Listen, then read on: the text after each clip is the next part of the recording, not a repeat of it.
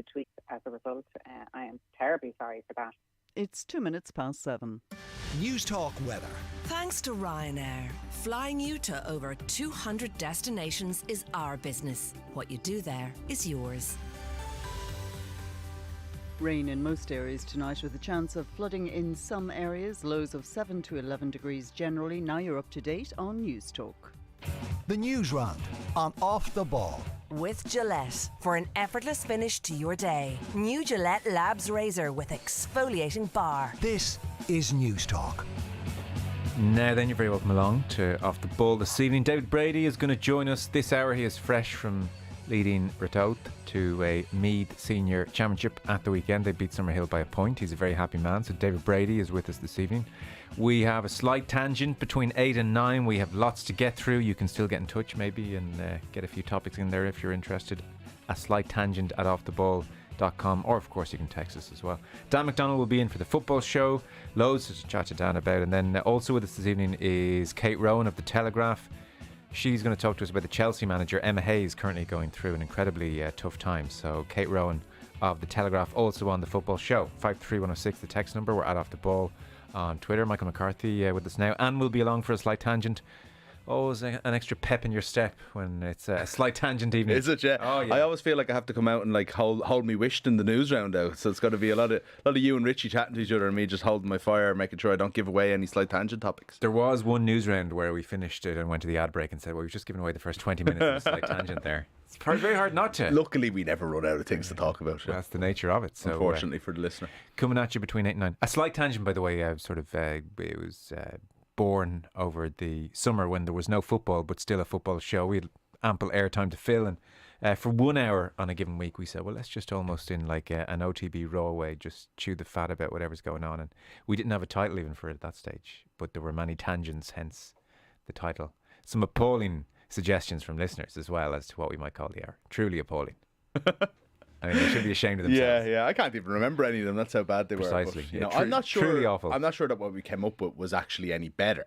No. But you get used to it the more you say it, and it becomes a thing. You know. That is true. Richie McCormack, hello. Hey, gents. What would you call a slight tangent? Oh God. Perfect. Sold. But it has to be in that tone of voice. Yeah, you have to have that side just that perfect each time. I'll do a proper voiceover for it where it's like, and now it's time for. Oh God. Yeah. On Off the Ball. Perfect. That's actually very good. Sponsored by. This is very disconcerting. So we're in the peek behind the curtain here, folks, if you're listening on the radio. So how the sausage is made. We're usually in our studio that you would see, obviously, if you're following us on social media or have the OTB Sports app. But there's some upgrading work being done, and so we're back in the News Talk studio. I can feel the warmth of Kieran Cuddy here in this seat. We're straight in. So I can't see you, Richie. That's the very odd thing. You get so used to being able to see everyone all the time. This is like radio as we once knew it. Can you see us? I can see myself. No, but I can't see. I can see a blurred screen. So essentially, it's just like I'm looking out of my right eye the whole time. What I'm looking at now. So no, I can't see it. There you go.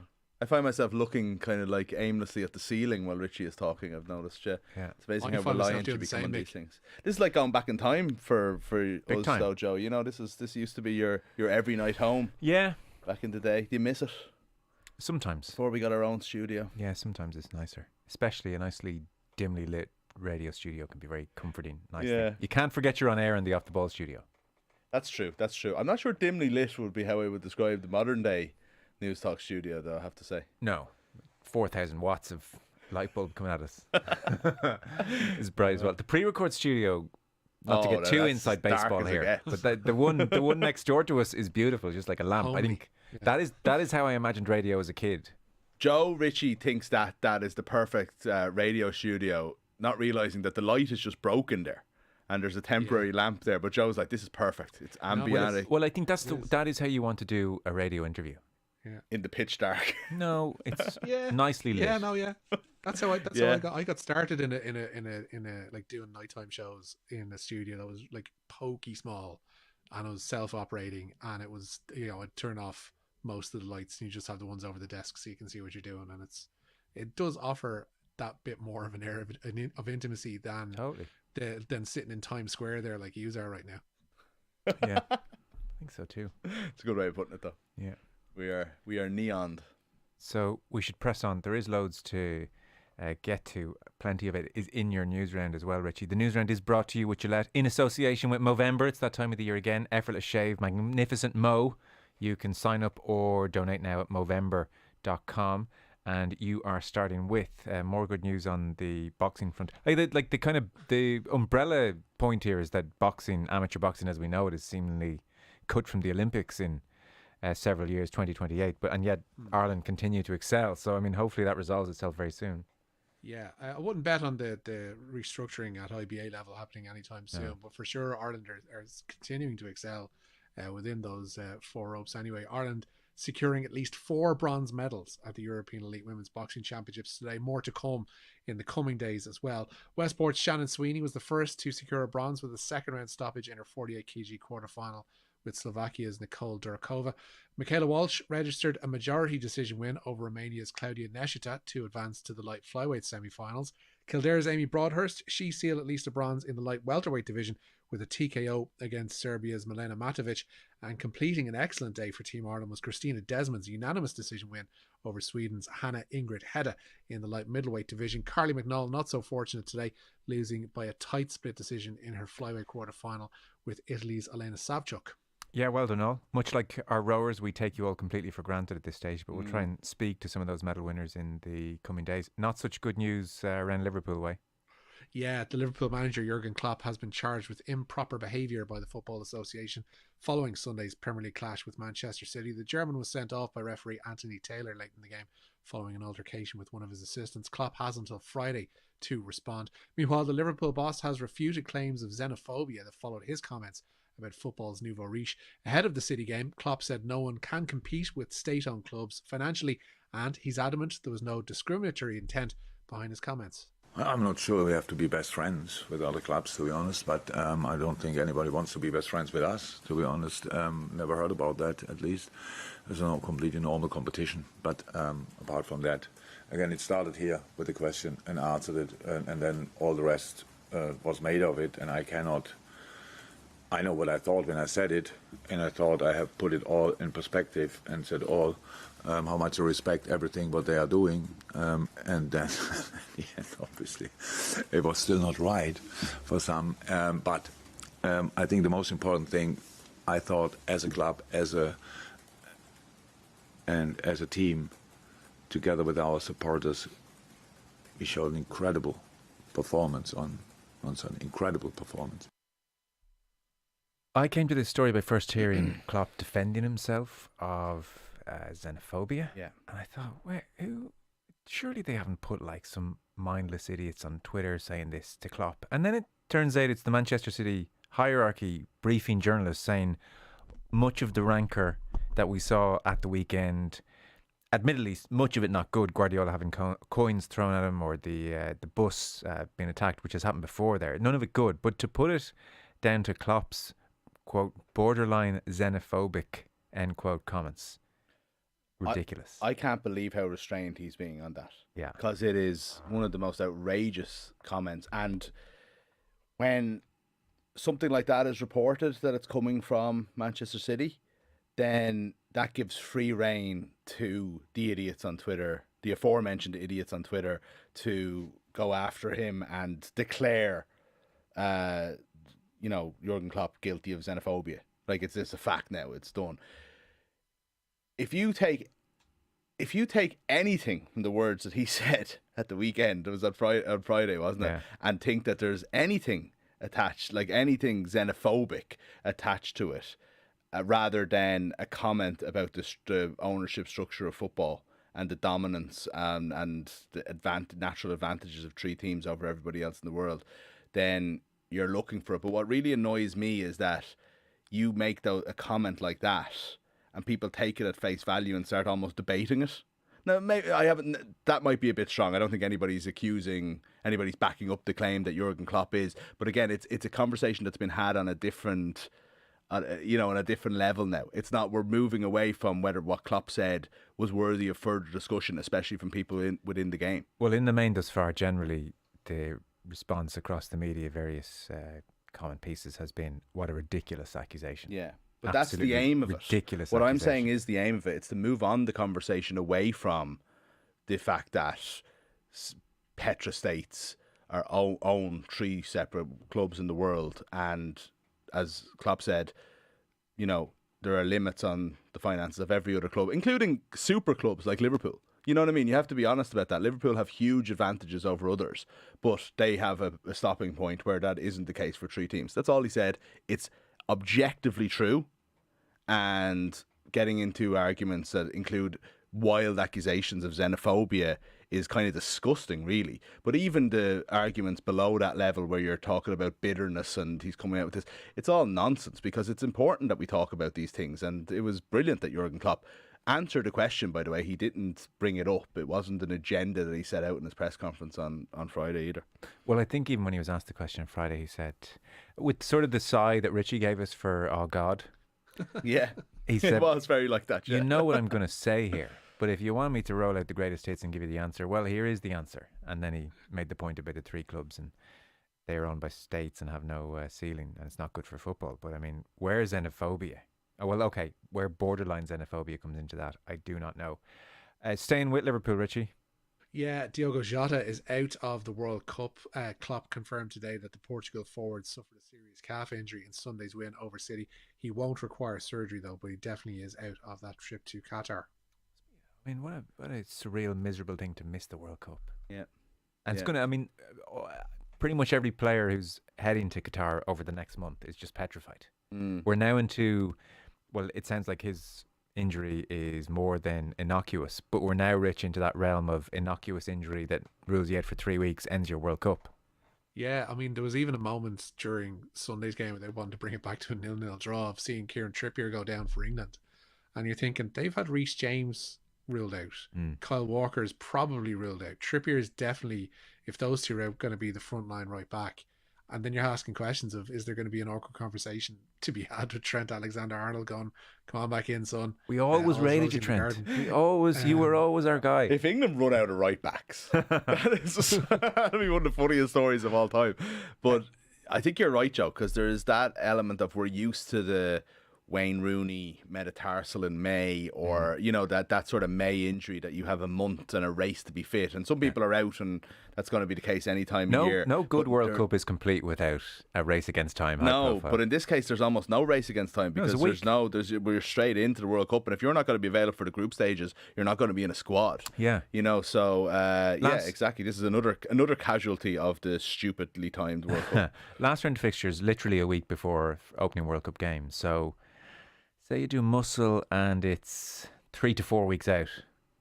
Yeah. That's your World Cup. It is really, yeah. Petrifying. Every time you sprint, I'd be on a go slow from about mid-November. There's no underline. Like, you can only repeat it so many times. But what an absolute nonsense it is to have this World Cup in the middle of a season.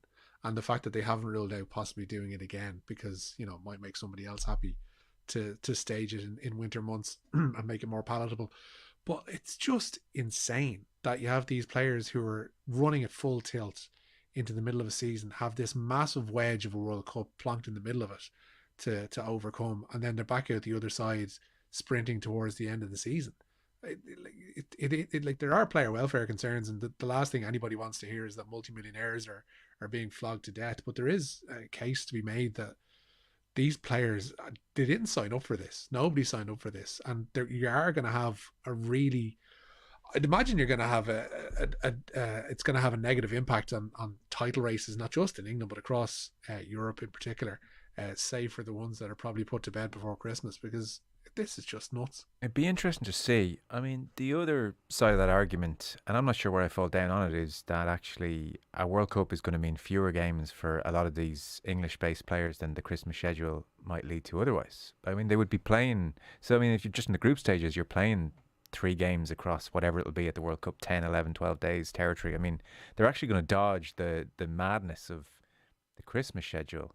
Now, as to what it means for them, as you say, Rich, towards the end of the season, maybe they flatline then and there's like this awful emotional come down into January. That remains to be seen. But like for some of them, they'll be looking at December saying, it's actually a lot better than what I'm usually being forced to do in December. So it's hard to predict. I don't know how it's all going to play out. We'll see. Yeah, but there's also the emotional or side of a World Cup, and I don't mean like playing for your country, but it's such a different. It's such a pinnacle of careers in some ways, and you're going off, and your mindset is completely changed. It's not just an international window, you know what I mean? Sure. It's the World Cup, and then you're coming back to play if you're in the Premier League, you're playing Stephen's Day fixtures. Yeah. Like if you go deep into or even to the quarterfinals, you know what I mean? Yeah. That is such a mindset change to jump into, and then they're playing 3 days later again. Yeah. I don't know. I find the whole thing is going. I don't think it's going to be about the amount of games played in the season. I think it's going to be about the almost the ups and downs and the changing mindsets all the way through. I think it's just going to cripple people, to be honest. Yeah. Well, look, I guess in truth we have to get used to it, because it's probably going to happen every 20 years, 24 years. There'll be a Middle Eastern World Cup. We don't have to get used to that. So we'll only have to experience it once more, maybe twice more. Listen, you better get used to this, because once every 20 years. This could happen once more. Yeah. So we're hoping Nathan Collins is back in the side this evening. Yeah, confirmation in the last 2 minutes that he actually is. Wolves caretaker boss Steve Davis says Nathan Collins' return to the side will add some much needed leadership. That speaks volumes considering his age. The Republic of Ireland defender is back in the Wolves defence for tonight's trip to Crystal Palace, having served a 3-match suspension. Joe Hodge and Conor Ronan both on the bench for Wolves, as well as an 8:15 start at Selhurst Park. Tonight's other game in the Premier League sees the bottom side Nottingham Forest go to Brighton. Text in, the xenophobia argument is such a transparent change in the subject. Surely it will backfire on City. I think it will in the eyes of most, but you know yourself, this is going to be turned into a Man City fans chant pretty soon, and it'll just be this thing which is thrown at him, like the Wenger voyeur nonsense. You know, that's the awfulness of it. It's just this kind of thing that they're going to make a thing now, even though it's completely ridiculous. So I think it'll backfire in the eyes of most right-thinking people. But then again, you're talking about a bunch of people who also wrote cop murderers all over the away end toilets on Sunday. Yeah, and chanted that again. And look, that was condemned by City, but then borderline excused by, again, that point that was Klopp's fault. Klopp had incensed everybody, you know, like as if that somehow excuses, people mocking the dead. So I don't know. I'm obviously his coming quotes, down in a certain way on this story. His quotes, by the way, on Friday, which were apparently so incendiary, were. I suppose the meat of his answer was, there are 3 clubs in world football who can do what they want financially. It's legal, everything's fine, but they can do whatever they want. Competing with them, it's not possible to deal with that. Yeah. I mean, I'm not setting my hair on fire. But that, like, I think we'll get into this a little bit later. What I found most aggravating about the response to this was journalists saying, oh, well, you dropped 80 million on Núñez, you know, as if as if no team had ever done that before. As if the fact that Manchester City have bought 7 centre halves for more than 30 million until they get the right one isn't a bigger issue than that. You know, it's not like this, like all coming down to gross figures all the time, as opposed to exactly what Klopp is saying, which is freedom. You know, to do what you want. Well, basically, they can give Haaland the $1 million a week that he's getting. They can make £100 million mistake on Jack Grealish, and it can have no impact on them whatsoever. You take that back about Jack Grealish. Okay, sorry. They could make a possible mistake yet to be proven on, allegedly. What are the other safe words on Jack Grealish? But if Núñez is a flop, that's going to haunt Liverpool. Sure. And that's a massive difference. Yeah. So Munster, after the feel-good of the weekend, Rich, few injury concerns. A lot of injuries across the board, actually, at the moment in rugby. Yeah, they really do. Edwin Adogbu needs a scan on a calf issue after that win over the Bulls and ahead of the game with Leinster, while Tadhg Beirne and Craig Casey have groin injuries. Calvin Nash and Stephen Archer will have their availability assessed closer to Saturday's game. Roman Salanoa almost certainly out following the return to play protocols he is this week. The timing of Beirne and Casey's injuries in particular are a worry, considering Andy Farrell is due to name his Ireland squad for the Autumn Internationals tomorrow. Munster forwards coach Andy Kyriakou was asked about Beirne's chances of a swift return today. Again, we're just going to give him as much time as we can. I'm sure his body will let us know in good time. We obviously want him out playing for us, but I feel that where we are this time of the year, rolling into the World Cup as well, we've got to give the lads as much of a chance as possible as well to go and play for Ireland. So we'll take advice from the medical team and Tadhg's body itself. I'm sure between them two, they'll let us know. Razzie Erasmus been talking, Rich? Yeah, the Springboks have named a 26-man training squad ahead of their Northern Hemisphere tour, which begins, of course, on November 5th against Ireland. The Bulls' Johan Goosen is their only specialised out-half in that squad. Handry Pollard is out of the tour with a knee injury, while Elton Yanchis hasn't been considered due to a lack of game time. After the Aviva, a Box A side will head to Cork for a sold-out game with Munster, and Rassie Erasmus has promised a strong side will see action at Porky Queeve. The former Munster head coach has also vowed to honour his promise to bring his World Cup winners' medal to the grave of Anthony Foley. What Munster did to me on a coaching level, not just the people, but the players and the assistant coaches, and when Axel passed away, I think the way I hopefully grew as a person and understand things better and people better, because I maybe wasn't great at it and I'm maybe average at it now, I'll certainly make a plan, I'll definitely meet up with his sister, and hopefully Jerry is there around, which is not with Harlequins, and me and Felix will definitely try and make a turn there. And yeah, I'll definitely keep my promise, because Axel played a big part in those short few months. It was tough times for us when we started out, but we ended really as two close friends, and I love the Munster people and the Irish people. Sean has texted in 53106. Liverpool will have a very rested Diaz, Jota and Salah for the second half of the season, which is a fair point, although I think by turn Erling Haaland will be quite well rested as well come January. Hugh and Cork lads, the World Cup may actually be worth watching because the players will be relatively fresh, so the quality should be better than recent editions. Post-season tournaments are flogging players, says Hugh and Cork. I think that's true. Go on. I'm with Hugh and Cork on that one. I think we will see a fresher bunch. I suffered through those World Cup playoffs that were played in Qatar. I was keeping an eye on all of them that week, the ones that saw Australia qualify with the mad goalkeeper, etc., etc. And the games are noticeably slower because of the weather there, even with the air conditioning and even with the lack of daytime temperatures. Like, the heat there is oppressive, and it's not going to lend itself to teams going all out hell for leather trying to win 7 matches in the space of a month. It's going to be very cautious. It's going to be bogged down by the heat, especially games that are played earlier in the day, and you're going to see the teams being a little bit more cautious, I would suspect, judging from those games, because it's not a place to be playing football at all. But I think temperatures December are 20 to 24. That's the humidity. The humidity, yeah. Right. It's still going to be tiring and warm, yeah. Okay. I'd watch. I'm sure you've seen it yourselves, Gary Neville doing that recent tour of Qatar, and he was talking about 20 degrees most days December, so remains to be seen, I suppose. But certainly the freshness, if it's any way tolerable, the temperatures, the freshness point, I think, is a fair one.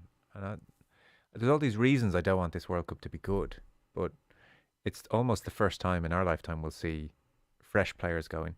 Do you know the other thing? I don't know if what your thoughts are. So, for a lot of the last couple of weeks, we're seeing the size of Qatar and the World Cup stadiums planted down on, Wexford. Yeah. Wexford town to Bunclody, I think, is as north as it gets. Yeah. And Richard Keys says he can see five stadiums alone from his balcony. Oh yeah, I read that. God bless Keys. Did you read that interview as well? Big balcony, I'd say. Yeah. Oh God, I did, Joe. You best believe I parsed through that. For we need to talk about that interview. Gold that's in that. Keys and Cray. I think Andy's a more sensitive soul, isn't he? Oh, that's what came across. He did pull out the typical David Brent line of how can I be a sexist? I've got a daughter and a girlfriend, or whatever the line was. But he essentially said he can't be sexist because they're female members of his family, which is always a good laugh.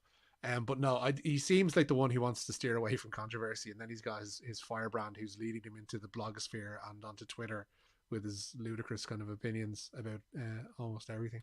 Well, it was a fun interview. Yeah, to park the two boys for a moment. So I get the madness of having a World Cup on that small a country, and what it's going to mean for accommodation. And they're literally having to bring in cruise ships to try and have everyone. And like, they're talking about how we're 4 hours from 4 billion of the world's people by flight, so you can come in and come out and all that kind of stuff. So I get that there's a lot of downsides to a World Cup in a place that small, not least the fact that there's just no use for all these stadiums. Yeah, what a complete waste of money. It's one of the great examples of just waste on so many different fronts. However, briefly just parking that for a moment and only briefly. Loads of problems with every positive thing I say. Yeah. Take that as a given. A lot of problems. Okay, I acknowledge. Come at me. A lot of problems, I know. But if you are there and you manage to have accommodation, there is something I would say very appealing about the fact you could see 3 World Cup games a day. Like I was in Brazil in 2014. Lewis or whatever the equivalent is. Yeah, I was in Brazil 2014, and I mean you're talking 5, 6, 7, 8, 9, 10-hour flights from one venue to another. Like you're all over the place. You're disconnected. You're in this bubble, and the only time I had a real, a kind of multinational sense was in Rio, because Rio was just a hub, regardless of where games were on. So you had fans arriving from all parts of the world and congregating. And I remember being in Copacabana beach in the evening time, and you've got hundreds, not thousands, but hundreds of different nationalities all mixing and blending. It kind of felt festivally. I mean, that's not such a bad aspect. Qatar World Cup better than Canada, USA, Mexico. There's, what I mean? For that particular reason. Yeah. It will be like a melting pot. What about Spain, Portugal, and Ukraine? I'm for that for different reasons. I'm ultimately against the Qatar World Cup, but just the like there is a World Cup in Wexford. You get to see. It's insane. Yeah, sorry, your point is so well made, except for the fact that I just can't get past the fact that all these World Cup stadia are in a place the size of, like, by the way, it's not even just Wexford. Like, I mean, as I said, like, it's just like there's one stadium up as far north as Bunclody, and everything else is basically Wexford town. You know, like, this is madness. Yeah, no. What are they going to do with all those stadiums? Knock them down? I don't know. They don't care. It's much like this is the point that Klopp is alluding to. Ultimately, is that these countries can do what the hell they like. Whereby, if we build a stadium, we have to get the utmost use out of it, and it has to have 7 concerts a year, 5 finals, and multiple internationals. Whereas they can put this up at the cost of God knows how much money and God knows how many lives, knock it down straight afterwards, and it's not even a consideration of theirs. And you parlay that into football clubs and what they can do there, and there's waste, there's avarice, there's all kinds of just greed associated with it, and it's wrong ultimately. Fellas, we're out of time. Richie, thank you. On that cheery note. Yes, indeed. Michael McCarthy, thanks very much. See you soon, Joe. Your chance to win big. News Talk's cash machine. So the winning streak continues. Daniel Dunn from Galway became our 6th consecutive winner when he picked up the phone today with the right number. The cash machine's been reloaded. The amount you need to know is €20,135.56. So text play to 57557. Get your entry in by 3 o'clock tomorrow. And then across the Go Loud network of stations, Barry Dunn will make the call. If your phone rings, answer within 5 rings. Give us the exact amount in your